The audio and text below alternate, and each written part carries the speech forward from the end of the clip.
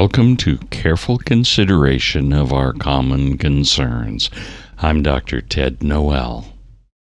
Welcome to part 2 of our discussion of the law of subsidy as applied to higher education.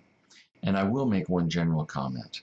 The law of subsidy applied to elementary and secondary education works just as well. One quick note, in my area, taxpayers spend around $11,000 a year for every student. If a teacher has 25 students, that's $250,000 per classroom. You know they don't cost that much.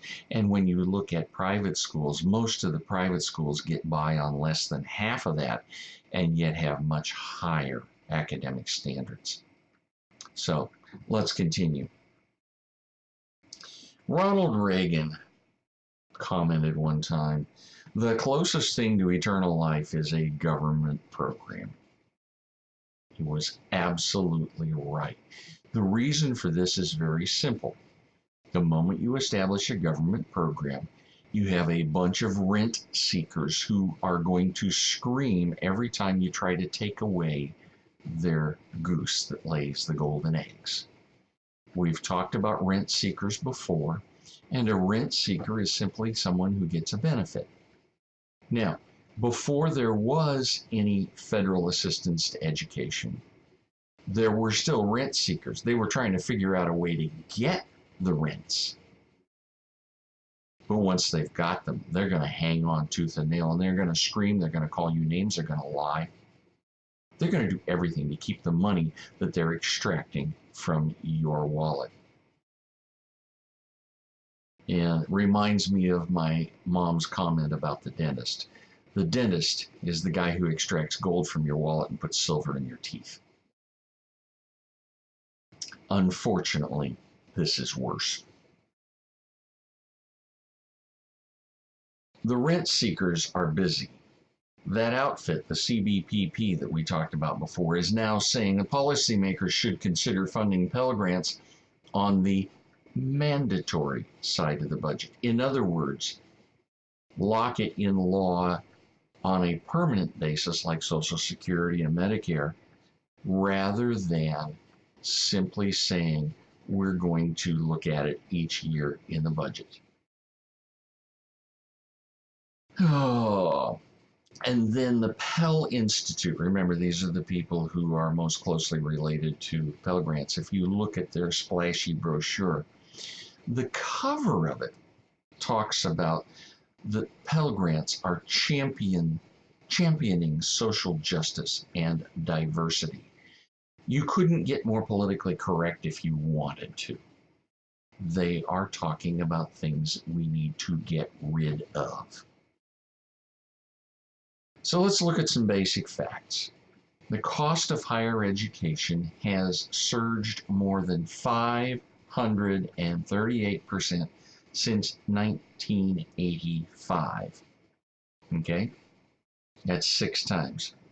When I left medical school in 1976, I had a debt on the order of $25,000. Once I entered practice, I was able to pay it off promptly.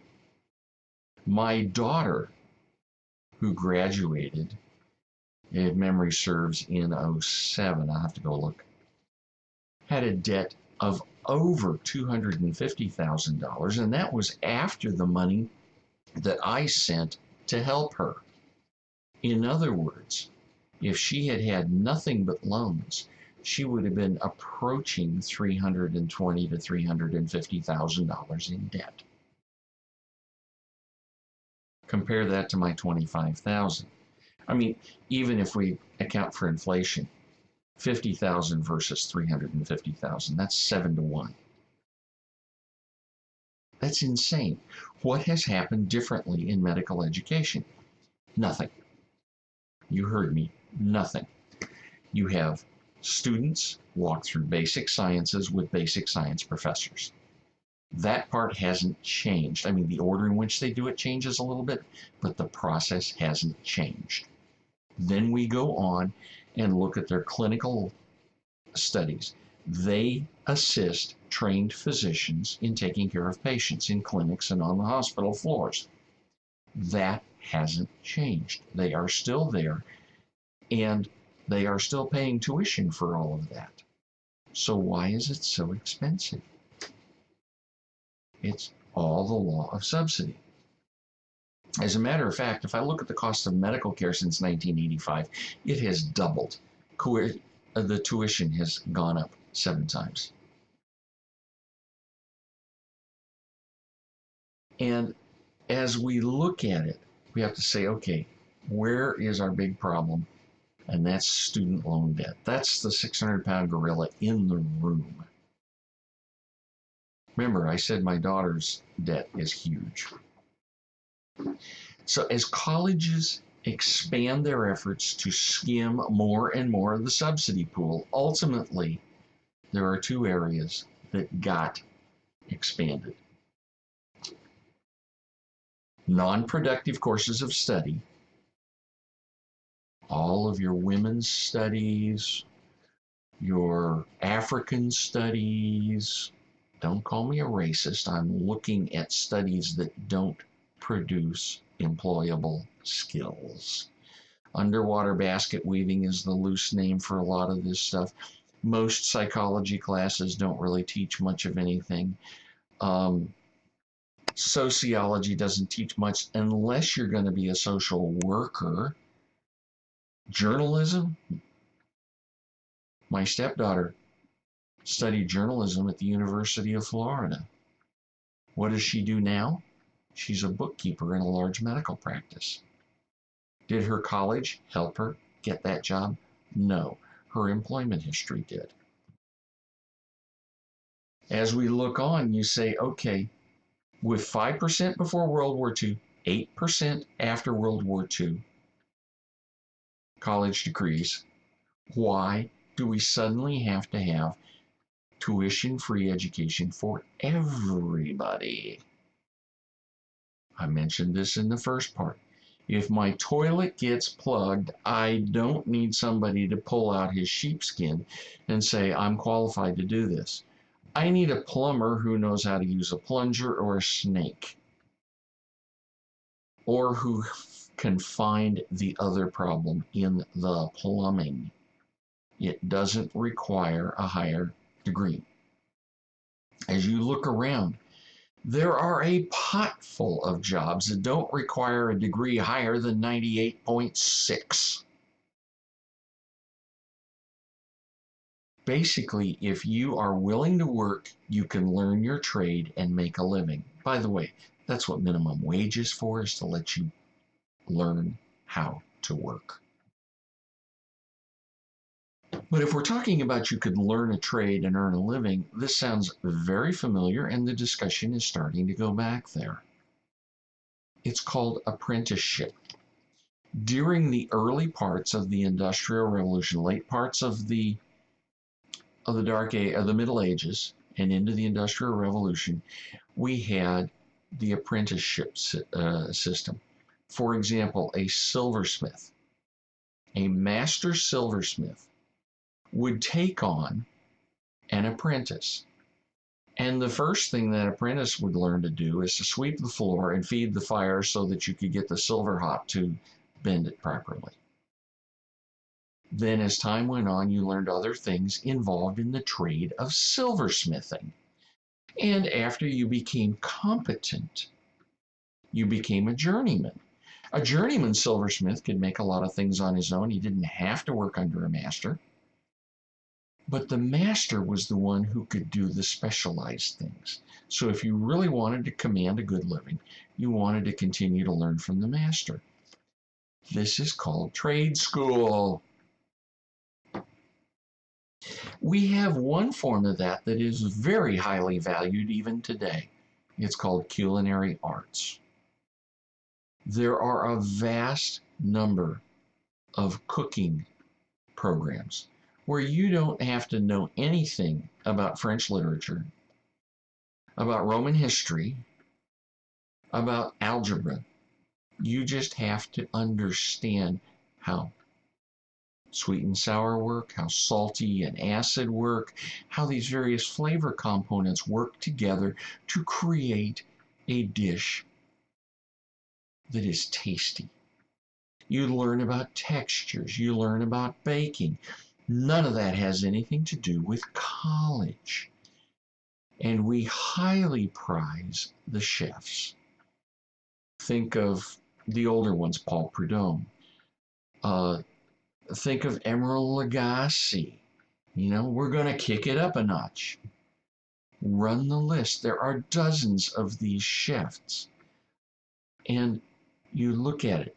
Food Channel, Iron Chef America, Chopped. On and on, you have a vast number of programs where people enjoy watching. I mean, my wife and I love watching the Great British Baking Show. And you have these amateurs, and what have they learned? They have learned how to bake.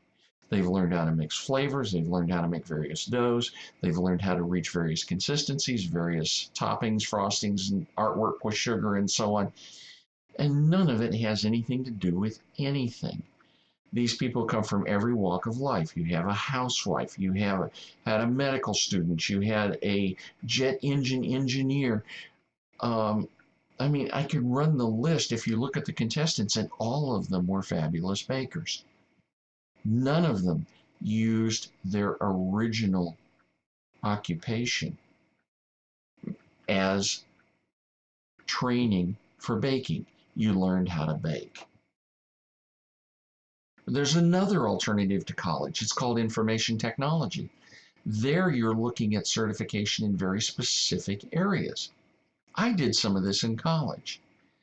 Nobody certified me to program in binary and assembly language, yet I wrote the operating system for the computers that check the onboard flight recorders for Skylab. I was a sophomore and a junior in college. I was writing programs in binary to do a very sophisticated job. How? I learned on the job. I learned how things worked. But colleges, oh, they're not interested in hackers. The FBI is interested in hackers, not just because they're bad guys, but because they can help them good side. The Department of Defense looks for hackers. The problem they've got is they can't pay them enough to make them interested. These are people who have developed skills outside of college education. But you've got all of these colleges and universities addicted to drinking from the FISL and Pell Grants pool. They want more, they want more. They're always thirsty. Show me the money. They scream they are rent seekers. And now you have politicians sucking up to them. Why? If the politicians can get them their money, those places will get the politicians' money for their campaigns. One hand washes the other one, and they all do it with other people's money. And as Dame Maggie Thatcher pointed out, the problem with socialism is eventually you run out of other people's money. The major social cost that comes from all of these new courses of study is crippling loan debt. Today on the news, I heard a quotation that it was $1.5 trillion and counting. The average default rate is now about 12%. That says 1 in 12 never pay it back. The delinquency rate is higher than that. And how many people are paying 10% of their income for 10 years until the debt will be wiped out because they can never pay enough to pay it back? Who's paying that money? John Q. Taxpayer is paying that money. And where was it going? It was going to colleges and universities. It was a direct subsidy to them, not to the students. The students are getting crippled. Every part of this arms race is paid for by the students and ultimately the taxpayer. Colleges have no accountability. Now, that's a simple problem that we see parents do. They'll give their son or daughter a credit card, and 6 weeks later, the bill comes in, it's overdone because the kids aren't responsible for the debt. The amount of money that kids owe on school loans now is twice as much money as is owed on credit cards. It's insane. And you've gone through all those women's grievance and African studies courses to get your social justice degree, and now you can't pay back your loans. That's one reason a lot of them go on to get a graduate degree in social justice warrior, because you don't have to pay it back and if you're still in school. And if you postpone that debt simply through forbearance, which is what's that's called, at 3 years, you take a $39,000 debt and it's now $46,000. Oh, and add on all of what else you borrowed to take that other useless master's or PhD. So we have more than 1 million student loan borrowers that go into a default every year. And it's expected that in another 4 years, that's by 2023, nearly 40% of all student loan borrowers are going to default. As Alexandria Airhead Cortez would put it, that's not sustainable. And it's not surprising that all of these pleas for relief are being answered by political animals looking for votes. Now, I'm not going to get into whether we should just wipe away some of that student loan debt or not. There are reasons for both sides. We'll have to look at it another time. But the fact is that since the FISL and Pell Grant programs are subsidies to colleges, we have to address the problem with colleges, not with the students. And it turns out that the law gives the Secretary of Education some really cool discretion. That's the Secretary can identify programs where the default rate is high. Let's say the default rate's 30% in the underwater basket weaving crowd, and in the STEM crowd it's 5%. You say, well, 30% is more than twice the default rate for average, so we're not going to allow those programs for classes in that area at that school. And by the way, you may have a school where sociology actually is an employable skill. On the other hand, you may find it in one where sociology results in no employability, because you brought in students who weren't up to the task, you didn't teach a program that was up to the task, and there weren't any jobs for them when they got out. What will happen here is a lot of schools will suddenly take their social justice classes and just not offer them anymore. The professors will be out on their ear. Why? You're teaching kids something that can't pay back their loans. We can't get grants for that. We can't pay you. So your program is canceled. Oh my God. What will that social justice professor do? I care. Think about it. If we get rid of all of these non-productive social justice warrior classes, what's going to happen to the political climate on campuses? We already know that the STEM fields have almost no political bias. There are a handful, but most of them are, did you do that equation right? What did your physics experiment show? And so on. Can you prove that theorem? Those are questions which don't involve social justice. They involve science. They involve, is something true or is it not? Cold, hard facts. And those fields generally result in employability. Nothing will happen to the grants and loans in those areas, but it will happen to the useless areas. And all of those areas that were expanded, the extra fluff that colleges put on to grab a chunk of that money, will go away. We will make America better by getting rid of a lot of useless college degrees. There may be whole colleges that fold. There may be colleges that specialize in one little area or another because they can do that one really, really well. And that's a great thing. I mean, when I went to the University of Alabama in Huntsville, it was primarily an engineering school. Most of the professors were engineers from Marshall Space Flight Center who were doing a second job. They were already known as expert in their field. They got a chance to make some more money. People learned employable skills. Those are things that can happen anywhere. You may have a school that is really, really well known for its business degree. Rollins College nearby me is well known for its Kremer School of Business. Things like that would happen. But all of the social justice classes would disappear. And all of the people who have been paid to learn nothing useful will suddenly have to figure out a way to live. And wouldn't that be an interesting thing? There will be wailing and gnashing of teeth as the social justice warrior crowd find themselves outside of the holy city of the university. We can ride that one out.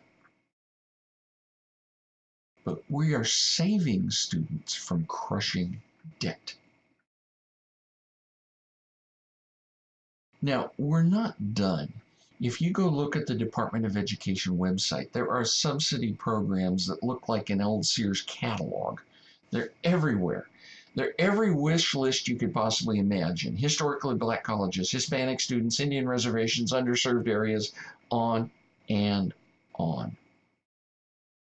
We got lots of other areas where subsidy is a problem. But we can start with Pell Grants and student loans. Any program that is not graduating people who are able to pay back their loans doesn't get any more. That's as simple as it gets. But remember, you're going to have politicians and bureaucrats screaming about all the good that we're doing and we're going to take away all the good that's happening. Ain't true. There are going to be a bunch of administrators screaming, you're destroying my school. No, you destroyed your school by making it into a school of basket weaving. We can do that at the county fair. We don't need a college for it. And as the late Everett Dirksen was famously supposed to have said, $1 billion here, $1 billion there, pretty soon you're talking real money. Today's student loan debt's $1.5 trillion. That ain't chump change. Until next time, take a look at those links below. Join me on MeWe or on Parlay, the new non-censoring, non-tracking versions of Facebook and Twitter. But if you must use the old left-wing censoring versions, we're still on Facebook and at VidZet on Twitter. The message is what matters. I'm Dr. Ted Noel. Thanks for watching.